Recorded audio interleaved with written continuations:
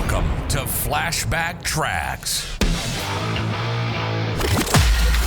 Travel back in time each Friday to an era of big hair, leg warmers, and Walkmans. Far out. Veg out with some clips from Downtime Broadcasting's promotional audio cassette magazine from the 80s and 90s, right here on the World Wide Web.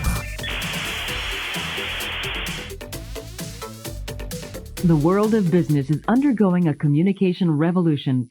Fax machines transmit images to the Orient or across the continent in less than a minute. Personal computers do calculations that would take people days to complete.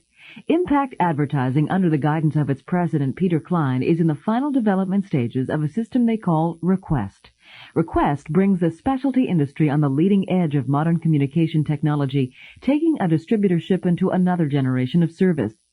We interviewed Peter Klein and Denise Wood, Vice President of Sales and Marketing, to get a good understanding of this new system. Peter, where does your perception of the need for a system such as Request come from?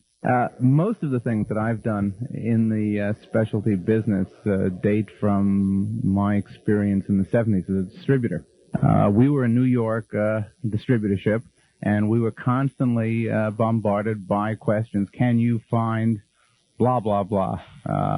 We're looking to buy this product. We need it in 2 days. We need it in yellow. We need it in orange. We need it left-handed. And these were people with money in their pockets to spend. They were ready to buy.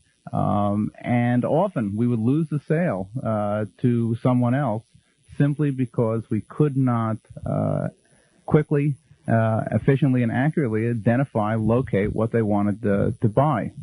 The traditional means of doing this, developed by ASI in the 50s, have remained virtually unchanged. These are the only tools of the trade, and as the only tools of the trade, everybody uses them. But anyone who has on a day-to-day basis to use these tools knows their limitations. So it was to fill this perceived need that we set about to develop a better mousetrap to locate, identify, and facilitate the business of being a specialty distributor. Okay, you said you wanted to facilitate research. Now, how have you done that?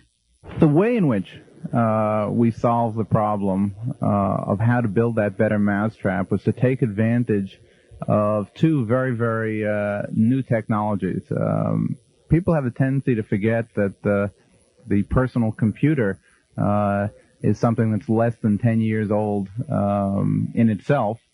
And the technology which we employ, which is makes use of storing information on optical discs, is only a couple of years old. From the point of view of the distributor, getting involved in the technology, understanding how the system works, is really irrelevant. 4 years ago, 5 years ago, I'd never used a computer in my life. Unfortunately, I've been using it far too much. It's a tool. It's a tool that facilitates being able to retrieve information quickly and accurately. And beyond that, particularly for our system, a distributor does not have to understand complex commands, computer language. We've had many people